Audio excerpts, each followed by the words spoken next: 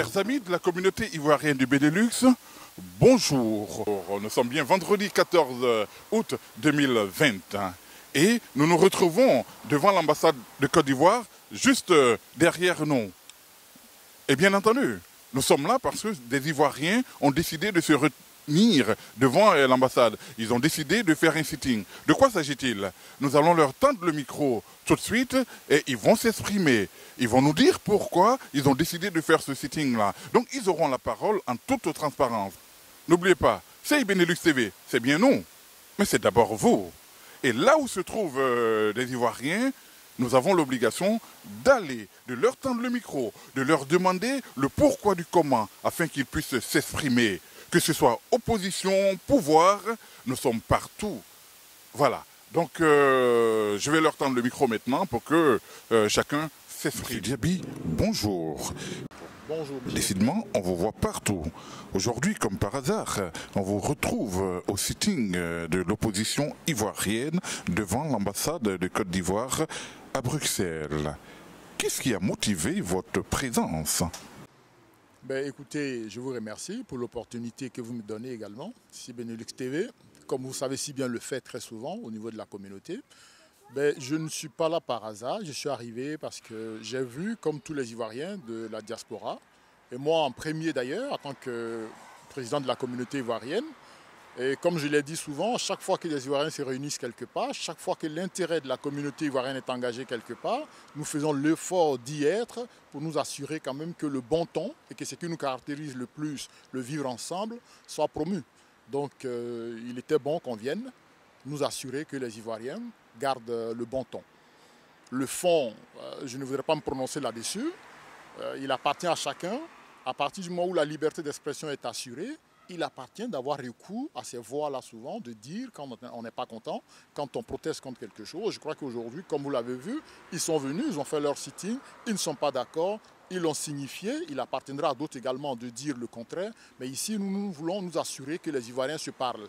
Au-delà de ce qui peut les opposer pendant un moment, mais nous pensons que le dialogue doit continuer. Nous devons nous inscrire irrémédiablement dans un élan de dialogue, de débat en permanence. Donc voici ce qui motive ici ma présence, avant tout. Ben, Monsieur Diaby, je vous remercie. Monsieur, bonjour. Bonjour. Pourquoi vous étiez à la marche tantôt? Écoutez, cette marche-là, c'est un prélude, en anticipation aux difficultés que nous prévoyons donc, pour les élections de 2020, d'octobre prochain. Cette marche-là, c'est pour revendiquer donc, tout ce qui se passe mal en ce moment en Côte d'Ivoire, donc notamment le tripatouillage donc, du processus électoral, la candidature non constitutionnelle du président Alassane Ouattara, la situation précaire que les Ivoiriens vivent puisque la conséquence de la mauvaise gouvernance et de la politique de clanique, donc c'est la misère des peuples. Donc nous sommes là aujourd'hui vraiment pour sensibiliser toute la diaspora africaine, notamment plus précisément ici celle de Côte d'Ivoire, à se lever de leur manière, de leurs possibilités, donc pour empêcher donc, cette forfaiture. J'utilise le mot forfaiture donc, du mot du président Alassane Ouattara. En gros, c'est ça. Pour certains acteurs de la scène politique ivoirienne, il s'agit du premier mandat de la Troisième République. Là où d'autres, par contre, parlent du troisième mandat en violation de la Constitution. Qu'en est-il au juste? Constitutionnellement, pour nous, il s'agit de respecter les textes que nous nous sommes donnés, notamment de l'article 55, enfin de l'article 35 qui a apporté le numéro de l'article 55 dans la nouvelle constitution et de l'article 183 donc, qui est un paravent donc, à la réélection de M. Ouattara pour un troisième mandat. Tout simplement, la Constitution le dit clairement, l'esprit de la Constitution, donc, c'était pour éviter 3 mandats au président. Le commentaire que j'ai à faire là-dessus, comme je l'ai fait tantôt, c'est de dire que si Ouattara et son équipe se sont déplacés à travers les médias pour dire que cette constitution ne lui permettait pas donc de se présenter et qu'ils le disent aujourd'hui, laquelle des deux paroles il faut croire. Donc si vous nous avez menti hier, pourquoi est-ce qu'on devrait vous croire aujourd'hui? Voilà, et j'en appelle à la dignité des intellectuels ivoiriens, africains. Il faut qu'ils puissent regarder leurs enfants en face par rapport à l'éducation qu'ils leur donnent. Voilà en gros. Ok, je vous remercie. De rien, monsieur. Bonjour. Bonjour. Merci de vous présenter et nous dire pourquoi vous étiez à la marche tantôt. Voilà, je suis le camarade Hervé Liadé, représentant de l'Union des Nouvelles Générations, en abrégé UNG, représentant donc du président Stéphane Kipré. Notre présence au sein, ici, à la manifestation, est de marquer notre opposition à ce projet qu'a entamé le président Alassane Dramane Ouattara. Vous savez, au commencement était la parole. Et la parole était avec Dieu. La parole est sainte. Une personne ne vaut que par sa parole. Nous savons que notre président, cher président Alassane Dramane Ouattara, avait annoncé qu'il ne briguerait pas un troisième mandat, qu'il essaierait effectivement, qu'il ferait la promotion de jeunes. Et c'est vrai qu'il y a des circonstances qui aujourd'hui ont fait que le champion a été rappelé à Dieu. Mais je souffre d'entendre et de constater qu'il n'y a pas de relève de champion au sein du RHDP. Nous disons que la parole, elle est sacrée. Alors, cher président Alassane Dramane Ouattara, vous ne valez que par votre parole. Vous avez dit face aux 8400, aux soldats 8400 en 2017, qu'un Ouattara respecte sa parole. Un Ouattara, quand il dit, il le fait. Président, je vous en conjure, pour l'unité, pour la paix, pour la consolidation du tissu social, respectez votre parole. Passez la main. Nous vous demandons de penser aujourd'hui à l'intérêt suprême de la nation. Et l'intérêt supérieur de la nation voudrait que ses enfants, ses fils du nord, du sud, de l'est, de l'ouest, du centre, vivent dans la paix. Nous ne voulons plus nous regarder en chien de défaillance. Nous voulons une Côte d'Ivoire unie, solidaire, qui regarde vers un futur commun. Ce futur commun, et je dirais même un présent commun et imminent, qui est la solidarité, qui est la fraternité, dans lequel nous voulons tous baigner et dans lequel nous souhaitons que nos enfants aussi grandissent. C'est le sens du message de l'UNG, car le président Stéphane Kipré a appelé depuis bien longtemps à un dialogue d'inclusion. Ce dialogue a pour vocation effectivement de faire asseoir tous les opposants, tous les dirigeants sur la table afin de discuter effectivement des projets et de l'avenir de la Côte d'Ivoire. Je vous appelle, Monsieur le Président, je vous lance un appel. Respectez votre parole. Respectez votre parole. Même si une partie de vos partisans vous demande de briguer le mandat, regardez l'intérêt supérieur de la nation. Respectez votre parole et vous en sortirez grand. Merci à vous et que la Côte d'Ivoire soit bénie. Là où l'opposition nous parle de troisième mandat, les partisans du président Alassane Ouattara nous parlent de premier mandat de la Troisième République. Constitutionnellement, de quoi s'agit-il? Écoutez, vous savez, le droit est si perplexe. Le droit a une certaine particularité. La loi, elle est dure, mais c'est la loi. Et il y a ce qu'on appelle l'esprit de la loi. Vous regarderez dans toutes les constitutions africaines, il est inscrit le principe sacro-saint de double mandat, non renouvelable. C'est-à-dire que le législateur, le constituant africain, dans l'écriture de la Constitution, dans l'esprit du constituant, il était de poser le principe selon lequel aucun président ne peut aller au-delà de 2 mandats, fût-il Alassane Dramane Ouattara. Alors, lorsqu'on dit aujourd'hui que la nouvelle constitution est effectivement l'émergence d'une troisième république, il est vrai.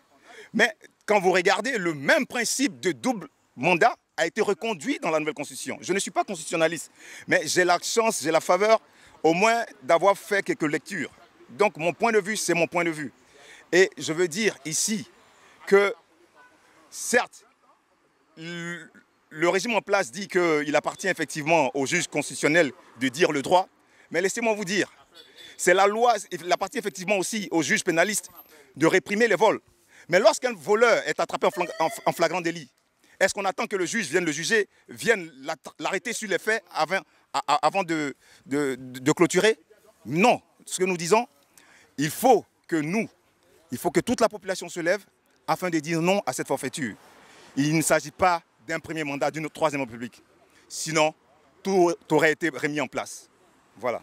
Mais, Monsieur Liadé, je vous remercie pour votre intervention. Merci bien. Madame, bonjour.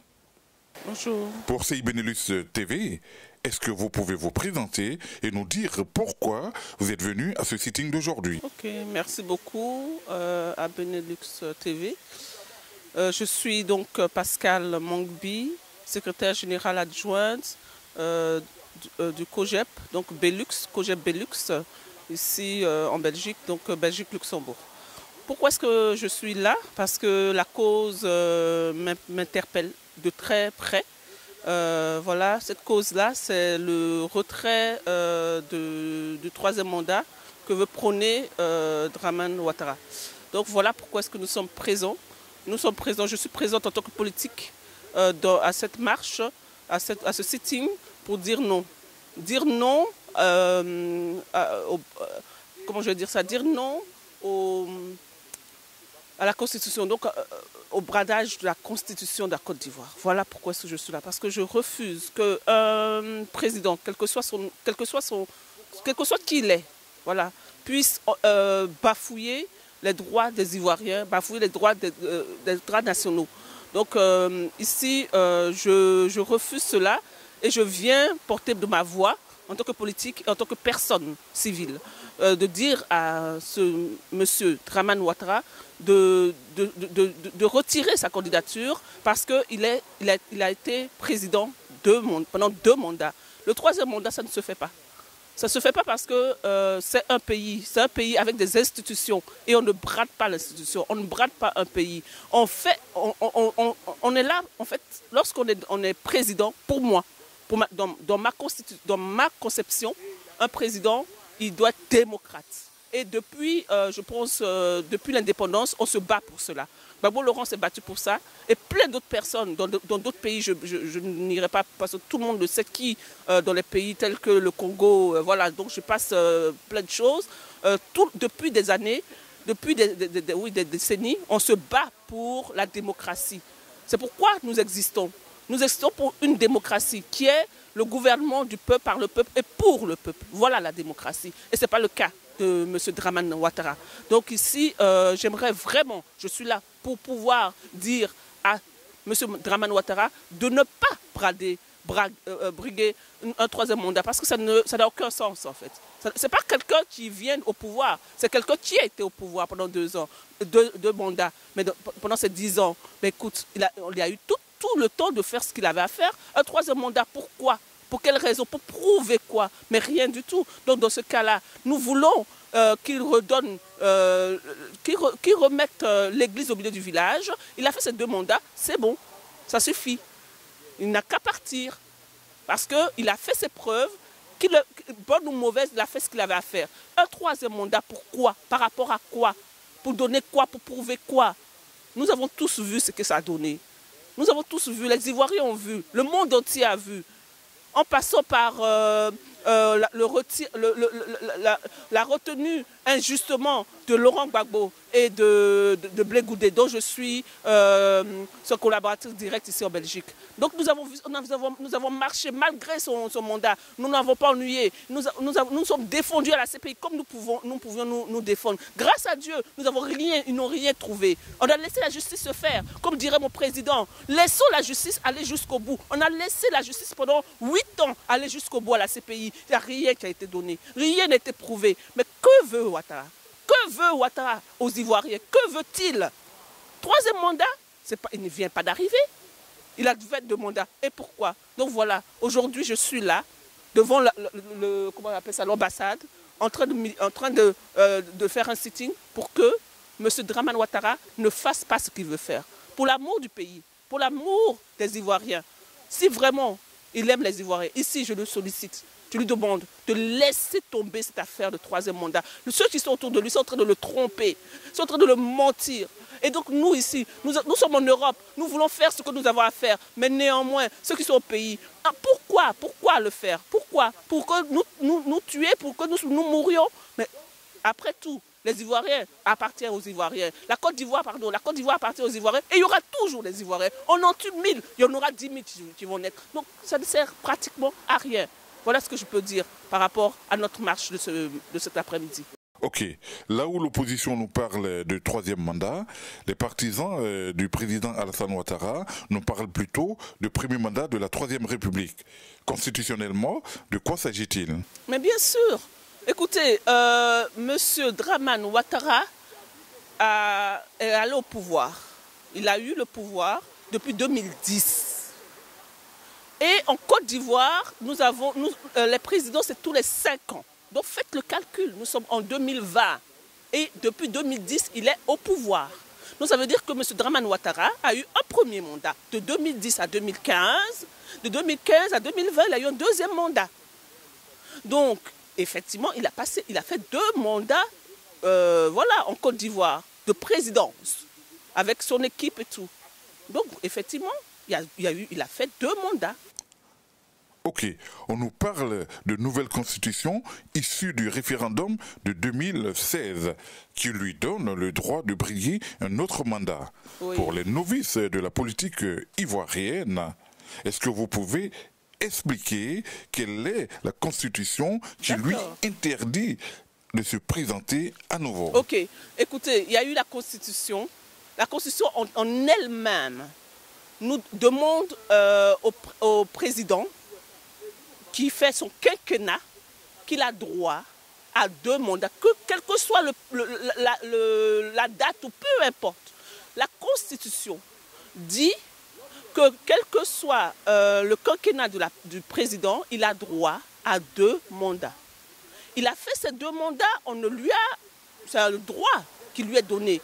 Mais le 3e mandat, ce n'est pas dans la Constitution.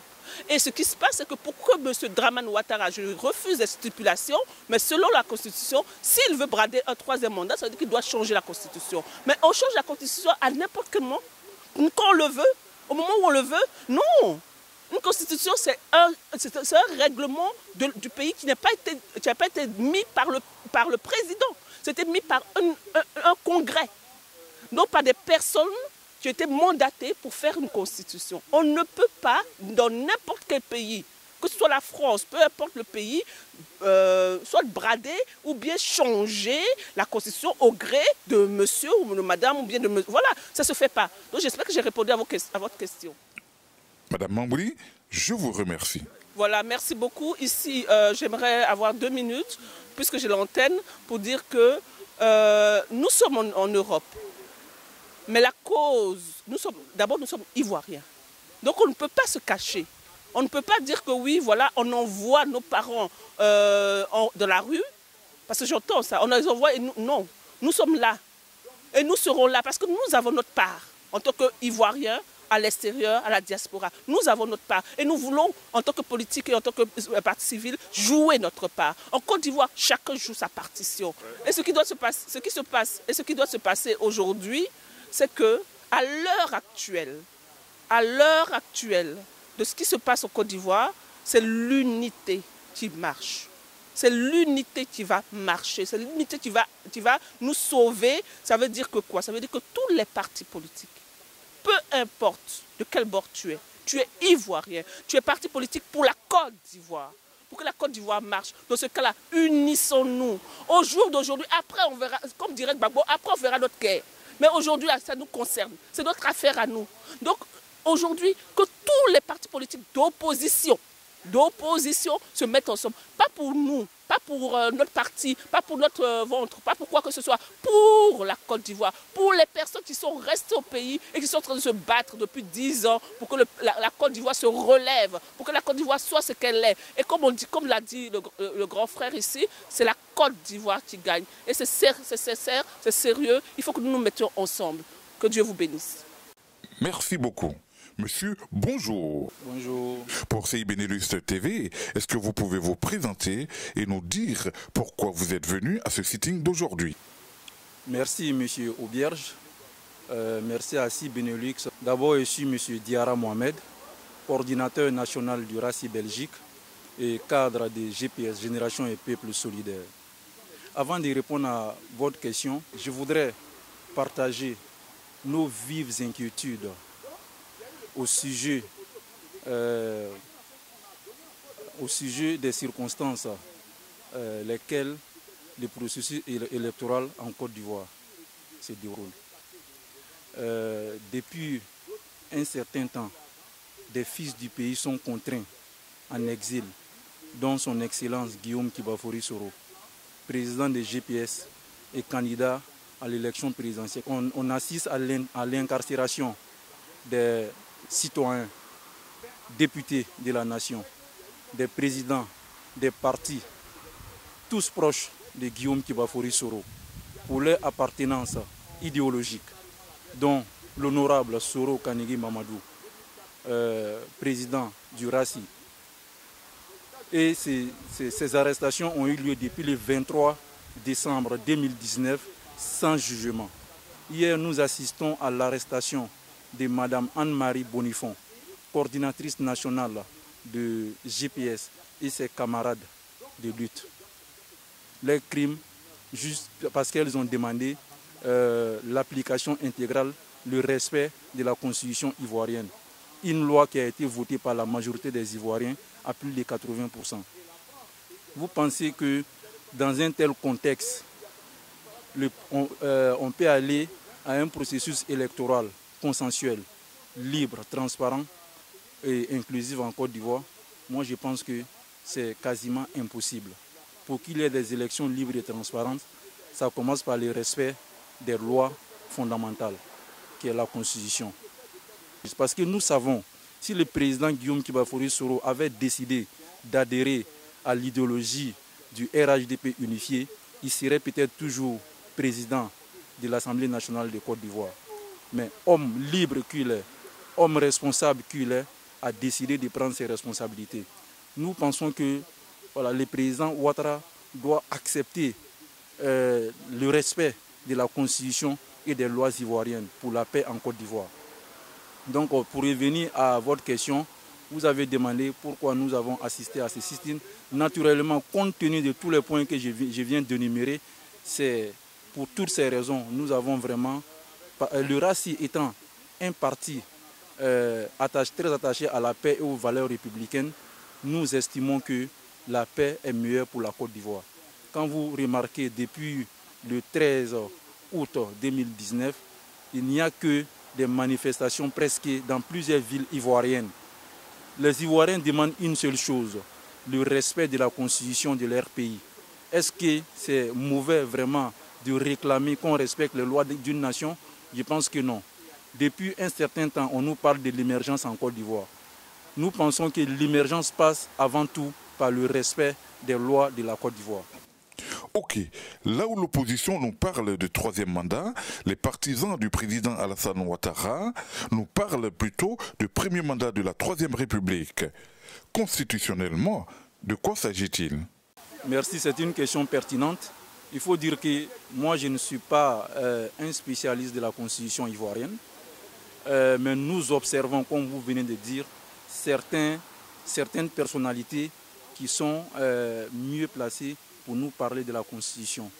J'ai fait, à l'occurrence, M. Cissé, le ministre Cissé Bakongo, lors d'un de ses passages sur Africa 24, il y a quelques mois de cela, avait dit que le président Alassane Dramane Ouattara n'avait pas le droit à briguer une troisième fois à la magistrature suprême. Et le journaliste lui a demandé, il a même ajouté que l'article 183 de la Constitution ivoirienne ne permet pas au président Ouattara de se représenter. Donc, si je dois me référer sur les dires du ministre Cissé Bakongo, je pense que le président Alassane Dramane Ouattara doit privilégier la paix en Côte d'Ivoire. Vous-même, vous remarquez, lui-même, lors de son allocution de la veille de l'indépendance, avait dit qu'il veut se présenter pour pérenniser la paix en Côte d'Ivoire. Et nous constatons l'élection n'est même pas encore commencée. Là, on commence à tuer les Ivoiriens dans certaines villes comme Daokoro, où avant-hier, il y a eu, je crois, 3 morts. Et aussi à Bonoa, hier, où il y a un jeune de 18 ans qui a été tué inutilement. Si le président Ouattara avait décidé, dans la sagesse, comme il a dit la fois dernière, il y a quelques mois de cela, à Yamoussoukro, qu'il allait passer la main à une nouvelle génération. Et effectivement, il avait commencé à passer la main en choisissant, voilà, naturellement avec son compagnon du RHDP, le Premier ministre Bon Coulibaly, pour être le candidat du RHDP. Le président Ouattara, lors de son inauguration, nous a encore dit que voilà, il n'y avait pas de candidat prêt pour représenter le RHDP. Mais nous disons quand même que le président Alassane Dramane Ouattara est un homme intelligent, qu'il respecte aussi un peu l'intelligence des Ivoiriens. Comment comprendre un grand parti comme le RHDP, avec tous ces hauts cadres, on nous dit qu'il n'y a pas de candidat qui est prêt pour représenter leur parti. Mais il faut aussi dire que la Côte d'Ivoire ne s'arrête pas au RHDP.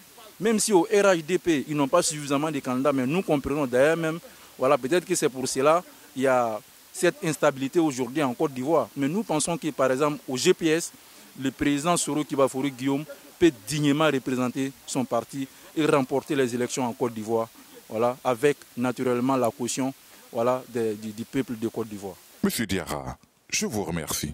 C'est moi qui vous remercie. Surtout, merci de nous avoir donné cette opportunité. Merci. Merci beaucoup. Tapé Groubera, bonjour. Bonjour. Vous êtes l'organisateur de ce sitting d'aujourd'hui devant l'ambassade. Enfin, pourquoi ce sitting? Pour plusieurs raisons. Plusieurs raisons, je vais les énumérer de manière non exhaustive. Mais d'abord, le président Laurent Gbagbo, le ministre Blé Goudon a été acquitté le 15 janvier 2019. Après l'acquittement, il y a eu une période et le 28 mai dernier, on a demandé à ce qu'ils puissent rentrer chez eux. Et en tant qu'ancien chef d'État, le président Laurent Gbagbo a droit à un passeport diplomatique. C'est la Constitution qui le lui demande. En plus, il est membre de facto du Conseil constitutionnel. Donc il a droit à un passeport diplomatique. Il demande, on le lui refuse. Puis il se déplace lui-même pour avoir un passeport ordinaire, ça devient une affaire d'État. Vous comprenez? Et on est dans un truc assez malicieux. Et il y a une communication. Pour quelqu'un qui demande un passeport, comment on appelle ordinaire, on se rend compte que les gens veulent jouer avec. Ce n'est pas sérieux. En plus, le 31, on nous apprend que son nom a été retiré de la liste. Il n'est pas seul. Il y a aussi le ministre Charles Blé Goudé. Il y a aussi le président du GPM, M. Soro Kibafourou Guillaume. Tout ça, c'est une manigance. Toutes ces personnes ont été condamnées par contumace, ce qui est en contradiction à l'article 534 de la Constitution qui dit que pour qu'on puisse condamner quelqu'un par contumace, il faut que la personne soit présente. C'est le code pénal ivoirien. L'article 25 du code pénal aussi dit que pour que la condamnation soit définitive, il ne faut pas que ce soit une condamnation, comme on appelle condamnation par contumace. Alors on ne sait pas par quelle alchimie. S'il y a une condamnation par contumace, donc il y a une possibilité qui est offerte à la personne d'interjeter appel. Mais ce n'est pas le cas, on les retire sur la liste électorale. Donc ça, c'est déjà un premier point. Un deuxième point, c'est que M.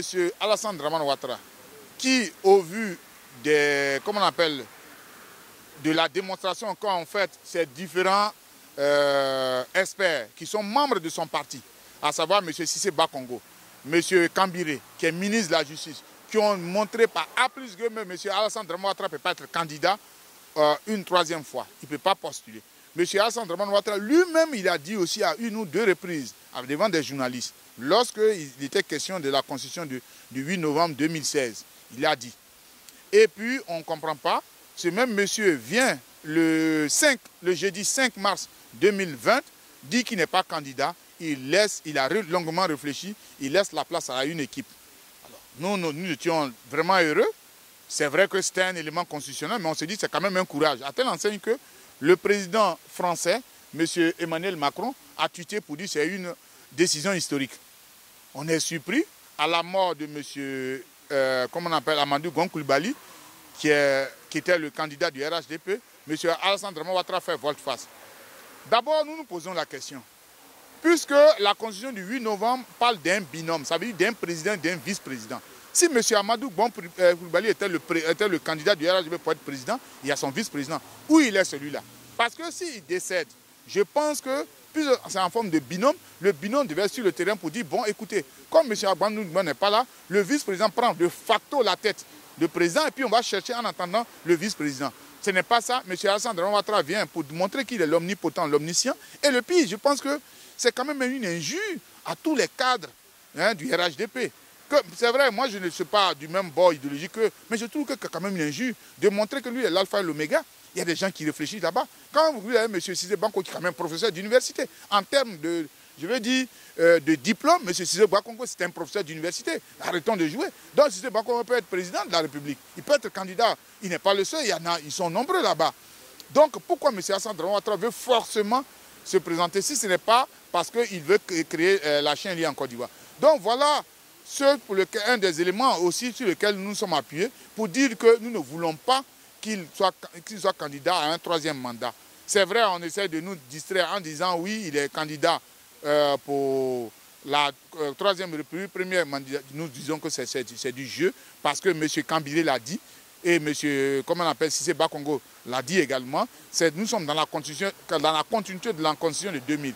Donc pour nous, il est inacceptable que cela se fasse. Les populations ivoiriennes se sont levées pour dire qu'elles ne sont pas d'accord. Les 12 et 13, c'est-à-dire avant-hier et hier. Qu'est-ce que nous avons vu? M. Alassane Dramane Ouattara, au lieu de discuter, de chercher à discuter, qu'est-ce qu'il fait? Il lance des enfants qu'il arme, qu'eux-mêmes ils ont appelé de manière négative, avec une connotation très négative, qu'ils ont appelé les microbes. Ces jeunes-là, au lieu de leur donner un avenir certain, de permettre à ce qu'ils aillent à l'école, de permettre à ce qu'ils aient la formation, de créer des unités de production pour qu'ils travaillent, on crée des fumoirs pour qu'ils fument la drogue et ceux-là, on leur distribue des machettes pour aller attaquer les manifestants au monde nu. À l'heure où je vous parle, on parle officiellement d'au moins 6 morts en Côte d'Ivoire, d'avant-hier à hier. Ce sont des situations qui ne sont plus acceptables. C'est pour cela que nous avons fait cette manifestation pour dire à M. Alassane Dramane Ouattara que nous demandons ici et maintenant sa démission pure et simple. On n'est même plus au stade de dire qu'il ne peut plus être candidat. Nous demandons sa démission pure et simple. Parce qu'il est un problème, il a toujours été un problème et aujourd'hui il ne fait que confirmer devant le monde entier qu'il est un problème. Parce qu'avec lui, il a régné, je dis bien régné, il n'a pas gouverné, il a régné pendant 9 ans. La Côte d'Ivoire, nous attendions à ce qu'il puisse y avoir une réconciliation après la guerre qui a eu lieu en 2011, en 2010. Malheureusement, ce n'est pas ça. Il est venu à travers lui-même ses propres propos, ce n'est pas nous. C'est lui qui l'a dit lorsqu'il était devant un journaliste français. Il dit qu'il est venu pour un rattrapage ethnique. Et qu'est-ce que nous constatons? Évidemment, une grande majorité de la population est mise de côté. Et lui, il y a une communauté, soi-disant, dont il serait issu. Ce sont ces personnes-là qu'il a mis. Et malheureusement, ça crée des frustrations. M. Alassane Dramane Ouattara veut effectivement créer une guerre civile, mais nous allons l'empêcher. Parce que les Ivoiriens, ce sont des populations qui sont interpénétrées. On ne peut pas trouver en Côte d'Ivoire une population qui soit de souche pure, ce n'est pas possible. Alors, ou bien c'est quelqu'un qui vient d'arriver. C'est pour cela que nous ne pouvons pas accepter que M. Alassane Dramane Ouattara puisse, avant de partir, on lui a permis de faire ses 9 ans, qu'il puisse créer la Chienlit, qu'il puisse créer une guerre civile en Côte d'Ivoire. Ce n'est pas acceptable, aujourd'hui comme demain.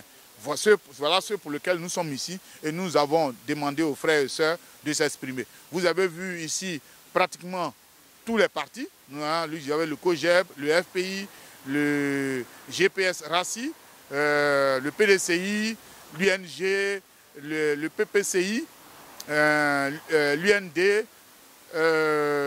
Enfin, je m'excuse si je n'ai pas pu dire d'autres noms, mais pratiquement tous les frères, les responsables sont venus. Et nous allons nous retrouver encore samedi prochain à partir de 14h30 devant la place Lumumba, c'est-à-dire appelée la place à Matangé, pour dire notre ras-le-bol, parce que ça sera samedi. Nous espérons que beaucoup de personnes viendront parce que nous souhaitons évidemment mettre la pression pour que M. Alassane Dramane Ouattara, qui allait se reposer pendant qu'il met les enfants dans la rue pour attaquer d'autres, il allait se reposer de manière paisible à Mougins, en France, et il attend effectivement d'avoir des morts, comme sa femme l'a dit, 100 morts à droite, 100 morts à gauche, nous on avance, et je pense que nous n'allons pas accepter qu'il y ait un seul mort à droite, un à gauche, pour qu'ils avancent. Nous sommes désolés, nous allons empêcher cela. Voilà l'une des raisons pour laquelle nous avons organisé cette manifestation. Ok, je vous remercie. Je signale à nos téléspectateurs que vous êtes également écrivain et que vous venez d'écrire un livre dont nous parlerons très prochainement. Encore un grand merci pour votre intervention.